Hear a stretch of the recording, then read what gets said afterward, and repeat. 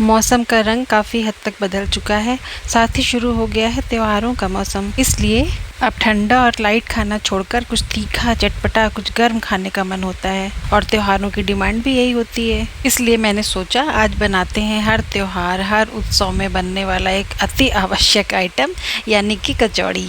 कचौड़ी बनाने के 2 पार्ट होते हैं, एक तो उसकी फिलिंग तैयार करना और दूसरा उसके लिए आटा तैयार करना। और आज मैं आपको कचौड़ी का आटा तैयार करने का एक बहुत ही सटीक और स्टेप बाय स्टेप तरीका बताऊंगी, इसलिए वीडियो पूरा देखिएगा, बिल्कुल भी स्किप मत करिएगा। क्योंकि अगर आपने आटा अच्छी तरह से तैयार कर लिया है तो फिर अच्छी कचौड़ी बनाने से तो आपको कोई नहीं रोक सकता। मैंने यहाँ पर 1 कप गेहूं का आटा और 1 कप मैदा लिया है, कुल मिलाकर हो गए 2 कप। तो आपको इसमें जो मोयन डालना है वो टोटल 2 टेबल स्पून ही डालना है। इसलिए मैंने यहाँ पर 1 टेबल स्पून देशी घी, ½ टेबल स्पून रिफाइंड ऑयल और ½ टेबल स्पून ही मस्टर्ड ऑयल लिया है। अब आप इसमें हाथ से मसल कर अजवाइन डाल दीजिए। अजवाइन को अगर तेल में तड़के के लिए डालना हो तब तो आप ऐसे ही डाल सकते हैं, लेकिन जहाँ पे कच्चा यूज़ करना है वहाँ पे हाथ से मसल देना ज़रूरी होता है, उससे बहुत अच्छा सा टेस्ट आता है। अब इसमें नमक डालिए और हींग डालना तो बहुत ही ज़रूरी है। आटे में जितनी भी चीज़ें हमने डाली हैं सबको अच्छी तरह से आपस में मिक्स कर लें। यहाँ मैंने 2 टेबल स्पून मोयन में जितने भी तरह के ऑयल मिक्स किए हैं, आप उसमें से कुछ भी स्किप कर सकते हैं और कुछ भी बढ़ा सकते हैं, बस ये ध्यान रहे कि हाँ क्वांटिटी आपकी 2 टेबल स्पून ही रहे। लेकिन मस्टर्ड ऑयल डालना मैं अपनी तरफ से ज़रूर रिकमेंड करूँगी, उससे एक बड़ा अच्छा सा क्रिस्प आता है। आप एक बार करके देखिए तब आपको समझ में आएगा। कचौड़ी के आटे के मोयन की एक पहचान ये है कि जब आप मुट्ठी में आटा बांधिए तो वो बन जाएगा, लेकिन जब आप उसको गिराएंगे तो वो बिखर जाएगा। अभी इस बिना गूथे हुए आटे को आप उंगली और अंगूठे से मसल कर देखेंगे तो उंगली पर आटे में आपको हल्का सा तेल दिखाई भी देगा। इसी तरह की महीन महीन बातें जानने के लिए आप मेरा चैनल सब्सक्राइब तो कर ही चुके हैं, और अगर नहीं किया है तो कर लीजिए, क्या ही बुरा है। तो चलिए इस कचौड़ी के आटे को हम 3/4 पानी और 1/4 दूध मिलाकर गूंथ लेते हैं। ये डो हमें रोटी की तरह सॉफ्ट बनाना है, पूड़ी की तरह कड़ा नहीं बनाना है, वरना क्या होगा कि जब हम इसमें स्टफिंग भरेंगे तो कचौड़ी फट जाएगी और तलते टाइम तेल में बिखर जाएगा, सारा तेल खराब हो जाएगा। अभी हाथ में थोड़ा सा ऑयल लगाकर इस पूरे आटे के डो को इकट्ठा कर लीजिए। इसको या तो गीले कपड़े से ढककर भी रख सकते हैं या किसी बोल में रखकर ढक्कन लगाकर हमें इसे कम से कम आधे घंटे के लिए राइज होने के लिए रख देना है। अब आते हैं सेकेंड पार्ट, यानी कि स्टफिंग की तरफ। इसके लिए सबसे पहले ये 1 कप उड़द की दाल मैंने रात में ही भिगो कर रख दिया था। 7-8 घंटे भीग जाने के बाद जब इसको दोनों हाथों से मसल कर हम धोएंगे तो इसका छिलका पूरी तरह से उतर जाएगा। हमें इसको इस तरह से धोना है कि छिलका पूरा हट जाए और सिर्फ दाल रह जाए। थोड़े बहुत छिलके रह जाएं तो कोई बात नहीं, उतना तो चलेगा, लेकिन आप मैक्सिमम जितनी अच्छी तरह से छिलका साफ कर पाएँ उतना ही अच्छा है। इस दाल को हमें बहुत कम पानी में पीसना है, क्योंकि हमें इसका एक गीला पेस्ट नहीं चाहिए, बल्कि हमें इसे बिल्कुल सूखा पीसना है। एक्चुअली पहले क्या होता था कि लोग कचौड़ियाँ बना करके 15-20 दिन के लिए, 1 महीने के लिए रख लेते थे और टाइम टाइम पर इसको खाने के साथ साइड डिश की तरह से या तो स्नैक्स की तरह से खाया करते थे। इसीलिए स्टफिंग में पानी की मात्रा कम से कम रखी जाती है ताकि लंबे समय तक स्टोर करने में ये खराब ना होने पाए। इसके लिए ग्राइंडर के जार में डाल के इसे हम पहले पल्स मोड पर पीसेंगे। अगर कम पानी में आप मिक्सी ऐसे ही चला देंगे तो क्या होगा कि दाल जल जाएगी और पीस नहीं पाएगी। इसीलिए पहले पल्स मोड में चला कर हम दाल को तोड़ लेंगे और फिर चाहें तो फिर मिक्सर की स्पीड पर चला सकते हैं। ये देखिए, हमें इस तरह की गाढ़ी गाढ़ी पिसी हुई दाल चाहिए। ये दाल फाइन तो पिसी है, लेकिन अगर आप इसको हाथ से दबा कर देखेंगे तो इसमें हल्के हल्के दाने आपको महसूस होंगे, और कचौड़ी की स्टफिंग का यही परफेक्ट टेक्सचर होता है। अब इस दाल को हमें बहुत अच्छी तरह से रोस्ट करना है, लेकिन रोस्टिंग से पहले हमें तेल में कुछ मसाले और बारीक कटा हुआ अदरक, लहसुन और हरी मिर्च चाहिए। कई बार लोग अदरक, लहसुन और हरी मिर्च को दाल के साथ ही पीस लेते हैं, लेकिन अगर इस तरह से बारीक काट कर तेल में फ्राई करके डालिए तो उसका टेस्ट और भी अच्छा आता है। तो ये मैंने चॉपर में अदरक, लहसुन और हरी मिर्च डाल दी और देखती हूँ मेरे पास हरा धनिया है कि नहीं है। आजकल के मौसम में हरा धनिया सुरक्षित रह नहीं पाता है। मैं तो बहुत अच्छी तरह से इसे कपड़े में लपेट कर और भिगो कर रखती हूँ, फिर भी थोड़ा थोड़ा सूख ही गया है, लेकिन कोई बात नहीं, गार्निश नहीं करना है, मुझे इसको साथ में भून देना है, इसलिए मैं अच्छे अच्छे पत्ते निकाल कर डाल देती हूँ। मैंने सोचा मैं आपको दिखा दूं कि घर में रखा हुआ धनिया अगर सूख गया है तो उसे कैसे यूज़ कर सकते हैं, वरना मुझे अगर शो ऑफ करना होता तो मैं मार्केट से अच्छा सा हरा धनिया ला करके आपको दिखा देती और बाद में वही सूखे हुए धनिया के पत्ते चुपचाप से डाल देती। लेकिन नहीं, आप सूखे हुए और गले हुए पत्ते निकाल कर फेंक दीजिए और उसमें से जो अच्छे अच्छे हरे पत्ते मिल जाएं उसको यूज़ कर लीजिए। आखिर में उसको गर्म तेल में जाके फ्राई ही हो जाना है। और ये देखिए सिर्फ 1 मिनट में ये सब कुछ कितनी अच्छी तरह से बारीक बारीक कट गया। अगर आपको चाकू से काटना पसंद है तो आप चाकू से ही काट लीजिए, लेकिन मैं टाइम और मेहनत बचाने के लिए यही तरीका अपना लेती हूँ।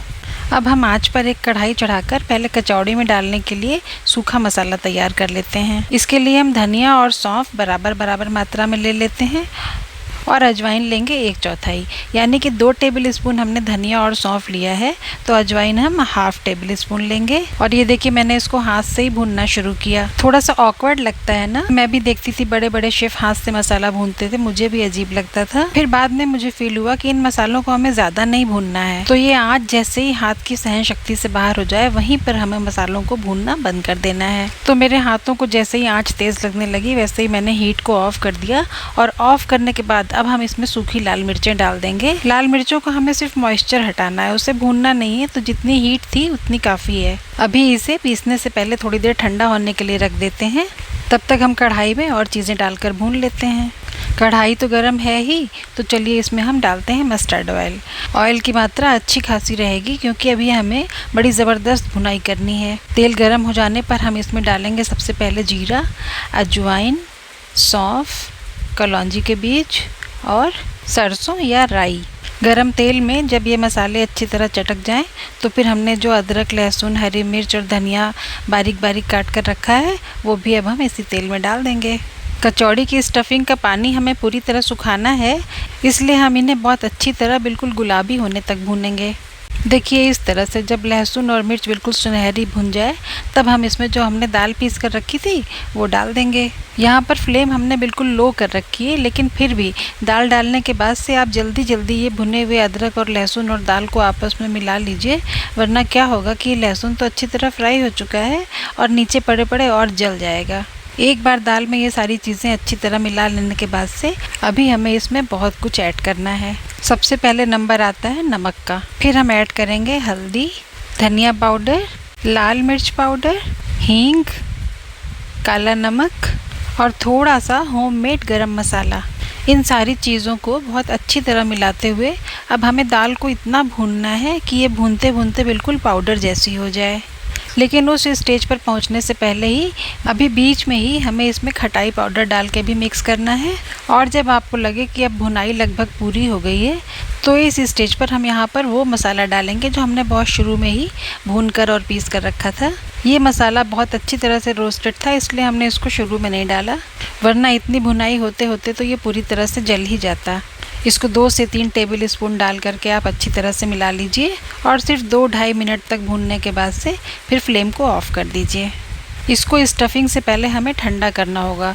कढ़ाई तो बहुत गर्म है, इसलिए चलिए इसको हम किसी दूसरे बोल में डालकर ठंडा होने के लिए रख देते हैं। अब आता है सबसे इम्पॉर्टेंट और स्किलफुल काम, यानी कि आटे में दाल की स्टफिंग को भर के आपको कचौड़ी तैयार करनी है। ये इतनी देर से रखा हुआ आटा अच्छी तरह से एरेटेड हो गया है। इसको एक बार फिर से अच्छी तरह से हल्के हाथ से मिक्स कर लीजिए और अब हम इसकी छोटी छोटी लोइयाँ तोड़कर इसमें दाल भर के फिर से उसको गोल कर देंगे। सबसे पहले आप हाथों में थोड़ा सा तेल लगा लीजिए और एक छोटी सी बॉल साइज़ की लोई ले करके उसको पहले हाथों से फ्लैट करके फैला लीजिए। अब चम्मच से थोड़ी सी दाल की स्टफिंग लेकर बीचों बीच रखकर चारों किनारों को चुन्नट देते हुए इसे अच्छी तरह से बंद कर दीजिए। देखिए इस तरह से एक भरी हुई कचौड़ी तैयार हो जाएगी और इसी तरह से एक एक करके सारी कचौड़ियों को भर लीजिए। और अब तो कुछ करना ही नहीं है, एक कढ़ाई चढ़ाइए, गैस ऑन करिए, कढ़ाई में ऑयल डालिए और ऑयल तो भाई मैं थोड़ा कम ही डालती हूँ। आपने अक्सर देखा होगा कि कुछ भी डीप फ्राई करना होता है तो वीडियोस में लोग कढ़ाई पूरी तेल से भर देते हैं, लेकिन मैं ऐसा नहीं करती। मैं तेल बहुत कम डालती हूँ क्योंकि जले हुए तेल को फिर से खाना तो बहुत ही हानिकारक होता है, लेकिन उसको फेंक देना तो उससे भी ज़्यादा हानिकारक होता है क्योंकि अल्टीमेटली तो वो मिट्टी में ही जा रहा है ना।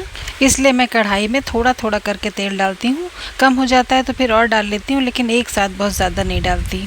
तो चलिए तेल हल्का हल्का गर्म हो रहा है और इस बीच में हम कचौड़ियाँ बेल लेते हैं। ये पूड़ी नहीं है इसलिए हमें इसको बहुत पतला पतला नहीं बेलना है, बल्कि थोड़ा सा मोटा ही रखना है। अंदर स्टफिंग भी तो है, पतला बेलने की कोशिश भी मत करिएगा वरना फट जाएगी। इसकी मोटाई देखिए, बस इतना ही रखना है और एक एक करके हम कई सारी कचौड़ियाँ बेल लेंगे, तब इसको तलने का काम शुरू करेंगे। कढ़ाई में तेल काफ़ी देर से गर्म हो रहा है तो ज़रा दूर से ही हाथ रखते हुए एक आंच का अंदाज़ ले लीजिए। और ये जो कचौड़ियाँ हमने बेली हैं, ये एक एक करके डालते हुए और पलट करके इनको थोड़ा कच्चा कच्चा ही निकाल लेना है। यहाँ पर मैं आपको एक बहुत ख़ास टिप बताने वाली हूँ कि कचौड़ियाँ एक बार में पूरी लाल करके नहीं तली जाती हैं। इनको एक बार तेल में ऐसे ही डालकर निकाल लिया जाता है और ठंडा होने के बाद दोबारा फिर से तला जाता है, तब जाकर के ये बहुत अच्छी तरह से क्रिस्पी होती हैं। आप मुझे कमेंट करके बताइए कि ये टिप आपको पहले से पता थी या नहीं पता थी ना, इसीलिए तो मैं कहती हूँ कि आप मेरे चैनल को सब्सक्राइब कर लीजिए, क्या ही बुरा है। तो ये तेल लगता है थोड़ा ज़्यादा गर्म हो गया है, लेकिन कोई बात नहीं, फिर भी हमें कचौड़ी एक बार में लाल करके नहीं निकालनी है। अभी हम इन्हें तेल से निकाल कर ठंडा करेंगे और क्रिस्पी करने के लिए दोबारा तलेंगे। बस एक साइड से एक कचौड़ी डालते जाइए और दूसरे साइड से दूसरी निकालते जाइए। एक बार जितनी कचौड़ियाँ आपने बेल कर रखी थी उतना तल लेने के बाद से फिर टेम्परेचर सेट हो जाएगा। फिर आपके लिए एक एक बेल करके डालना और दूसरे निकाल लेना आसान हो जाएगा। देखिए इस तरह से आप एक कचौड़ी डालिए और जो पहले वाली डाल रखी है उसको निकाल लीजिए। थोड़ी लाल हो जाए तो कोई बात नहीं, लेकिन वैसे कोशिश ये करिए कि लाल ना होने पाए, सफ़ेद सफ़ेद ही निकाल लीजिए, क्योंकि इसको अभी आपको एक बार दोबारा फिर से तलना है। तो ये देखिए इस तरह से आपकी हरी हरी यानी कि कच्ची पक्की कचौड़ियाँ तैयार हो गई। यहाँ पर मैं आपको एक सीक्रेट और बता सकती हूँ कि इन अध कच्ची कचौड़ियों को आप एक अच्छे से एयर टाइट डिब्बे में बंद करके फ्रीज़र में 5-6 महीने तक रख सकते हैं। और फिर कभी आपका ही मन करे या कोई गेस्ट आए तो आप इसको निकाल कर गरम तेल में फ्राई करके फिर से गर्मा गर्म खा और खिला सकते हैं। चलिए मैं थोड़ी सी कचौड़ियाँ आपको डबल फ्राई करके दिखाती हूँ, फिर आप खुद देखिएगा कि दोनों के क्रिस्प में कितना फ़र्क है। कढ़ाई का तेल गर्म हो चुका है और आप एक साथ 4-5 कचौड़ियाँ डाल सकते हैं, क्योंकि एक बार तो ये पक चुकी हैं ना, इनके फटने वटने का कोई डर नहीं है। अब बस आप इनको मीडियम फ्लेम पर दोनों तरफ से पलट पलट कर अच्छी तरह से खूब लाल सेंक लीजिए। और अब आप खुद वो कच्ची वाली कचौड़ियों का और ये जो दोबारा तल कर निकाली हैं इनके क्रिस्प में डिफरेंस देख लीजिए। कचौड़ियाँ तो तैयार हो गई, लेकिन इनके साथ खाने के लिए जब तक एक बड़ी तीखी सी ऑथेंटिक चटनी ना हो तब तक मज़ा नहीं आएगा। तो ऐसा करते हैं कि जिस ग्राइंडर में हमने कचौड़ियों वाला सूखा मसाला पीसा था उसे खाली करके और बिना धोए उसी में एक चटनी तैयार करते हैं। तो चलिए हम ग्राइंडर में सबसे पहले डाल देते हैं खूब सारी हरी मिर्चें, नमक, काला नमक, एक झाल भरा कड़वापन लाने के लिए कच्चा सरसों का तेल और एक उमामी टेस्ट के लिए सिरका। और तीखेपन को सोंधा बनाने के लिए हम वही कचौड़ियों वाला मसाला भी इसमें 1-2 चम्मच डाल देते हैं और झटपट से इसको पीस लेते हैं। पानी मत डालिएगा, क्योंकि इसे हमें बारीक पेस्ट नहीं बनाना है, बल्कि ऐसे ही दरदरा ही पीसना है। आजकल के मौसम में जबकि धनिया और पुदीना रखते ही सूख जाता है, ये बिना धनिया पुदीने की चटनी बहुत ही मज़ा देती है। एक बार बनाकर और खा कर देखिए, आपकी आत्मा तक चटपटी हो जाएगी। इसी तीखी और चटपटी चटनी के साथ ये फूली फूली कचौड़ियाँ आपको कैसी लगी मुझे कमेंट में ज़रूर बताइएगा।